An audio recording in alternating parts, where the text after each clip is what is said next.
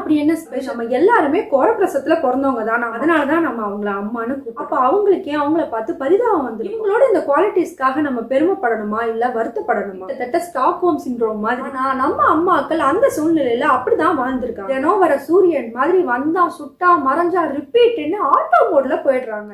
இன்னைக்கு அன்னைய தினம் இல்ல இல்ல, அததான் நானும் சொன்னேன். இன்னைக்கு அன்னைய தினம் இல்லையே, அதுக்காக அன்னைய தினம் அன்னைக்கு தான் அம்மாவை பத்தி பேசணுமா? நமக்கு எப்பெல்லாம் தோணுதோ அப்பெல்லாம் அவங்கள பாராட்டிடணும். அம்மா, உன் அணைப்பிற்காக என்றும் ஏங்கும் என் இதயம்தான், என் அறிவிற்கு எட்டியவரை நீ என் உலகம்தான், உன் கைத்தட்டலுக்காக காத்திருக்கும் நான் உனக்கு குழந்தைதான், என் கண்களுக்கு எப்பொழுதுமே நீ கடவுள்தான். ஏன் அம்மானா அப்படி என்ன ஸ்பெஷல்? காக்கா, குருவி, சிங்கம், புலி எல்லாத்துக்கும் தான் அம்மா இருக்கு. அதெல்லாம் உங்க அம்மா மட்டும் என்ன ஸ்பெஷல்? ஆமாங்க, எல்லா பிராணிகளோட அம்மாவை விட human mothers are very very special. அவங்க தான் பெஸ்ட் அம்மா. அதுக்கு ஒரு முக்கியமான காரணம் இருக்கு. வீடியோவை சேஞ்ச் பண்ணாம பாருங்க, சொல்றேன். Studies are saying that the human babies are altricial. அதாவது நம்ம எல்லாருமே கோரப்பிரசத்துல பிறந்தவங்க தான். நாம முழுசா வளராம பாதியிலேயே பிறந்துட்டு அம்மா தயவுல பல மாசத்தை ஓட்டுறோம். நாம மிச்ச பிராணிக மாதிரி பிறந்த உடனே நடக்கவும் தெரியாது, உடனே போய் நமக்கு வேணுங்கிற சாப்பாட்டை தேடிக்கவும் தெரியாது. மிச்ச பிராணிகளை விட ஹியூமன் பேபிஸ்க்கு அதிகமான பீரியட் ஆஃப் மெட்டர்னல் கேர் தேவைப்படுது. ஹியூமன் மதர்ஸோட பாடி ரெக்கவரி டைமும் ரொம்ப ஜாஸ்தியா இருக்கு. கில்லர் வேல், ஆப்பிரிக்கன் எலிஃபென்ட் மாதிரியான சில பிராணிகள் கூட்டமா சேர்ந்து குழந்தைய வளர்க்கறதால மதர்ஸ்க்கு பெரிய அளவுக்கு பேர்டன் இல்லை. நம்மளை விட இதுல ரொம்ப மோசம் மனித குரங்கு ஓரங்குட்டான் தானா. ஆமா, அதோட குழந்தைங்க பல வருஷத்துக்கு அம்மா மேல இருந்து கீழே இறங்கவே இறங்காதாமா. ஆனா அதுங்களும் இப்ப நிறைய உயிரோட இல்லை.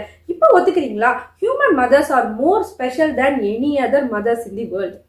அம்மாங்கிற வார்த்தையே ஒரு பெருமை தான், ஒரு மரியாதை தான். சில பேருக்கு நம்ம நன்றி சொல்லுவோம், சில பேருக்கு நன்றி சொல்றதுக்கு கூச்சப்படுவோம். ஏன்னா நம்ம எவ்வளவு நன்றி சொன்னாலும் அவங்க நமக்கு செஞ்சதுக்கு ஈடாகாது. அதனாலதான் நம்ம அவங்கள அம்மான்னு கூப்பிடுறோம். அம்மாஸ், இனிமே மூச்சுக்கு 300 தடவை உங்களை அம்மா அம்மான்னு கூப்பிடுறோன்னு திட்டாதீங்க. It is the child's love language. Have you heard this saying? If you give anything to a woman, she will make it greater. If you give her a house, she will give you your home. If you give her groceries, she will give you a meal. If you give her a smile, she will give you her heart. எல்லா வீட்டுக்கும் அம்மாங்கிறவங்க ரொம்ப முக்கியம் தாங்க. She can be either good or bad in doing things, but as long as she tries, it is enough. நீங்க filter போடாம பேச முடியற ஒரே ஆள் உங்க அம்மா தான். நீங்க என்ன பண்ணாலும், தப்பு பண்ணா கூட அவங்க உங்களை திட்டுவாங்க, கோச்சுப்பாங்க, ஆனா உங்களை ஜட்ஜ் பண்ணவே மாட்டாங்க. அம்மாவுக்கு எல்லாமே தெரியும். நீங்க போய் சொன்னா, தப்பு பண்ணா, ஏன் உங்களுக்கு காய்ச்சல் வரப்போகுதுங்கிறத வரதுக்கு முன்னாடியே கூட கண்டுபிடிச்சிருவாங்க. நம்ம பாடிக்குள்ளேயே நமக்கு தெரியாம ஒயிட் பிளட் செல்ஸை ஸ்பையா வச்சிருக்காங்க போல இருக்கு. அம்மா நம்ம பக்கத்துல இருந்தாலே ஒரு தைரியம் தாங்க. உலகம் முழுக்க தேடி நம்ம எவ்வளவு அறிவை சேர்த்தாலும் அதுல 50% விட ஜாஸ்தி நம்ம குழந்தையா இருந்தப்ப நம்ம அம்மா கிட்ட கத்துட்டது தான். அம்மாக்களுக்கு நம்ம பண்ற தப்பு தான் அதிகமா தெரியும். அவங்க எப்பவுமே எதுக்காகவோ யாருக்காகவோ நம்மளை பெர்ஃபெக்டா மாத்த ட்ரை பண்ணிக்கிட்டே இருப்பாங்க. 30 வருஷம் எவ்வளவு திருத்தினாலும் கடைசியில ஒய்ஃபு கிட்ட வேஸ்ட் பீஸ்ன்னு தான் திட்டு வாங்கணும். அதை ஒன்றும் பண்ண முடியாது. பொண்ணுங்களா இருந்தா மாமியார் கிட்ட. இந்த ஊரே அம்மாக்களை பாராட்டுற விஷயம் என்னது? Sacrifice, selflessness, patience, prioritising family and caring தான். அம்மா மாதிரி பொறுமையான ஆளுங்க யாருமே இருக்க முடியாது. 24/7 365 டேஸ் ஷிஃப்டே இல்லாம நம்மளை எப்பவும் பாத்துக்கிறாங்க. அம்மாக்கள் குழந்தைங்க கூட விளையாடுறதுக்கு செலவு பண்ற நேரத்தை விட அதிகமான நேரம் அவங்களுக்கு வேணுங்கிறத செஞ்சு கொடுக்கறதுக்கு தான் செலவு பண்றாங்க. நீங்க வயிறு ஃபுல்லா சாப்பிட்டு முடிச்சு எக்ஸ்ட்ரா ஆசைக்குன்னு கேட்கிற அந்த ஒரு வாய் அவங்களோட முதல் பருக்க சாப்பாடா இருந்தா கூட சந்தோஷமா கொடுத்துடுவாங்க. அவங்க உங்களை மட்டும் இல்ல, உங்க மொத்த ஃபேமிலியவும் ப்ரையாரிட்டைஸ் பண்றாங்க. இந்த உலகமே செல்ஃப் லவ்ங்கிற கான்செப்டை சொன்னாலும் இந்த குடும்பம் தான் நான் நினைச்சு நேசிக்கிறாங்க. செல்ஃப்லெஸ்னஸ் அவங்களுக்கு எப்படி வருது? அவங்க கல்யாணம் பண்ணி குழந்தை பெற்றுக்கிறப்பவே அவங்களோட செல்ஃப் ஐடென்டிட்டியை மொத்தமா தொலைச்சிடுறாங்க. அதுக்கப்புறமா உங்களுக்காக அவங்க இழக்கிறதுனால ஒன்றும் பெருசா மாறிடலன்னு நினைக்கிறாங்க. நீங்க இப்போ ஒரு 5 ஸ்டார் ஹோட்டல்ல இருந்து வெளியில வரீங்கன்னு வச்சுக்கலாம். அப்போ ஒரு காலொடைஞ்ச நாய் குப்பை தொட்டிய பசியில கிளறிக்கிட்டு இருக்கு. நீங்க அதை பார்த்துட்டு தாண்டி போயிருவீங்க. ஆனா அங்க உள்ள ஒரு குருட்டு பிச்சைக்காரன் அவனுக்கு சாப்பிடக்க வச்சிருந்த ஒரே ஒரு பீஸ் ரொட்டி துண்டை பாதியா பிச்சை அந்த நாய்க்கு போடுவான். அது ஏன்னு நீங்க என்னைக்காவது யோசிச்சிருக்கீங்களா? இறக்கத்துக்கு ஏங்குறவங்களாலதான் அடுத்தவங்களுக்கும் அந்த இறக்கத்தை அதிகமா காட்ட முடியும். அது மாதிரிதான் அம்மா குழந்தை மேல காட்டுற அதிக இறக்கமும் அதிக கவனிப்போம். எவ்வளவு நல்லா வளர்த்திருந்தாலும் கல்யாணம் ஆனதுக்கு அப்புறமா புது இடத்துல புது சூழ்நிலையில ஒரு வாட்டியாவது அவங்க தனிமையை உணர்ந்திருப்பாங்க. என்னைக்காவது ஒரு நாள் அவங்கள பார்த்து சாப்பிட்டியா, உனக்கு பசிக்குதான்னு யாரும் கேட்காம இருந்திருப்பாங்க. அப்ப அவங்களுக்கே அவங்கள பார்த்து பரிதாபம் வந்திருக்கும். அதை அனுபவிச்ச தாய் தான் இது தான் குழந்தைக்கு கண்டிப்பா நடக்கக்கூடாதுன்னு எக்ஸ்ட்ரா கேர் எடுத்து நீங்க கேட்காமலேயே சில சமயம் வேணான்னு சொன்னா கூட வற்புறுத்தி சாப்பாடு போடுறாங்க. இவங்களோட இந்த குவாலிட்டிஸ்க்காக நம்ம பெருமைப்படணுமா இல்ல வருத்தப்படணுமா? உங்களுக்கு உங்க அம்மா மேல அதிக அளவுல பாசம் இருக்கு, ஆனா மரியாதை இருக்கா? அவங்க டேலண்ட் என்ன, அவங்க அச்சீவ்மெண்ட் என்னன்னு தெரியுமா? அவங்க என்ன ஆகணும்னு நினைச்சாங்க, இப்போ என்ன ஆகணும்னு நினைச்சுக்கிட்டு இருக்காங்கன்னு தெரியுமா? அவங்களோட ஆம்பிஷன் என்னன்னு என்னைக்காவது கேட்டு தெரிஞ்சுக்கிட்டு இருக்கீங்களா? உங்க அம்மானா யாரு? உங்க அம்மாவோட ஸ்பெஷல் குவாலிட்டிஸ் என்ன? எங்க அம்மா சூப்பரா சமைப்பாங்க, என் மேல ரொம்ப பாசமா இருப்பாங்க, சாம்பார் வச்சாங்கன்னா ஊரே மணக்கும், சட்னி செமையா வைப்பாங்கன்னு சொல்றதை தாண்டி அதிகபட்சம் என்ன சொல்வீங்க? எங்க அம்மா எனக்காக ரொம்ப கஷ்டப்பட்டிருக்காங்கன்னு சொல்லுவீங்க. ஆனா அவங்க உங்களுக்காக எதெல்லாம் சாக்ரிஃபைஸ் பண்ணிருக்காங்கன்னு தெரியுமா? இப்ப சூப்பரா சமைக்கிறாங்கன்னு சொல்லப்படுற பல அம்மாக்கள் கல்யாணத்துக்கு முன்னாடி அடிப்படை பக்கம் கூட போயிருக்கவே மாட்டாங்க. அவங்க உங்களுக்காக தான் சமைக்கவே ஆரம்பிச்சிருப்பாங்க.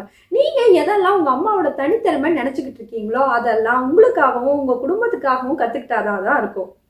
நீங்க தான் தன்னோட உலகம்னு தன்னைத்தானே நம்ப வச்சுக்கிட்டு இருக்காங்க. கிட்டத்தட்ட ஸ்டாக்ஹோம் சிண்ட்ரோம் மாதிரி. கையில ஒரு சிரிக்கிற குழந்தைய கொடுத்துட்டு அது சிரிப்பை மட்டுமே பரிசா வச்சுக்கிட்டு இந்த உயிர் இனிமே என்னோட பொறுப்புன்னு எடுத்துக்கிற சூழ்நிலை வந்துருது அவங்களுக்கு. பாவம் குழந்தை தானே, இந்த குழந்தை என்ன பண்ணும், நம்ம தானே இதை பார்த்துக்கணும்னு நினைக்க ஆரம்பிச்சிடுறாங்க. She stuck with the child. பிடிக்குதோ பிடிக்கலையோ வேற ஆப்ஷனே இல்லை. இந்த காலத்துல இந்த ரெஸ்பான்சிபிலிட்டியை இறக்கி வச்சிட முடியும்னா கூட ஏன் அம்மாக்கள் அதை பண்றதே இல்லை? அவங்களுக்கு நிஜமாவே இதை தான் பண்ணணுமா? யாராவது அவங்க கிட்ட கேட்டிருக்காங்களா, உனக்கு கல்யாணம் வேணுமா, உனக்கு குழந்தை வேணுமா, உனக்கு மென்டல் ஹெல்த் சப்போர்ட் வேணுமான்னு? இந்த காலத்துல நம்ம நிறைய படிச்ச பெண்கள் இதை பத்தி கேள்வி கேட்கிறோம், நிறைய மாறிட்டும் வருது. ஆனா நம்ம அம்மாக்கள் அந்த சூழ்நிலையில அப்படிதான் வாழ்ந்திருக்காங்க. I am a mother, I have a mother, I have met lot of mothers in my life. So I know a little bit about mothers. நிஜமாவே அம்மாக்களுக்கு என்னதான் வேணும்? They want to be heard. அந்த மதர் ரோலோட நிழல்ல அதுக்கு பின்னாடி இருக்க பெண் யார் கண்ணுக்கும் தெரியாம இன்விசிபிள் ஆயிடுறா. தினம் வர சூரியன் மாதிரி வந்தா சுட்டா மறைஞ்சா ரிப்பீட்னு ஆட்டோ மோட்ல போயிடுறாங்க. யாருமே இதுதான் உன் வேலைன்னு சொல்லல, கேள்வியும் கேட்கல. கேள்வினா என்னன்னு பிள்ளைங்களுக்கு தெரியறதுக்கு முன்னாடியே இதுதான் என் கடமைன்னு நினைச்சு செஞ்சுக்கிட்டே இருக்காங்க. இந்த கடமை போட்டு வச்ச ஷெடியூலுங்கிற ஜெயில மாட்டிக்கிட்டாங்க. இப்படி தன்னோட ஃபேமிலியவே லைஃப் பர்பஸா மாத்திக்கிட்ட அம்மாவுக்கு என்ன வேணும்? அவங்க பண்ண சாக்ரிஃபைஸ் எதையும் உங்களால திருப்பி தர முடியாது, ஆனா அதை ரெக்கக்னைஸ் பண்ண முடியும். ஆனா பல சமயங்கள்ல அதை அவங்க குழந்தைங்க கிட்ட இருந்து எதிர்பார்க்கறது இல்ல. குழந்தைங்க நல்லா இருந்தா போதும்னு மட்டும்தான் நினைக்கிறாங்க. அவங்க இந்த ரெக்கக்னிஷனை ஹஸ்பண்ட்ஸ் கிட்ட இருந்து தான் எதிர்பார்க்கறாங்க. உங்க பாதி குடும்ப சுமையை ஷேர் பண்ணிக்கிட்டதுக்காக husbands go wish your wife for being the mother of your home. அவங்களோட மதர்ஹுட் ஜர்னி ஹாப்பியா இருக்கிறது உங்க கையில தான் இருக்கு. Help, appreciate, at least acknowledge.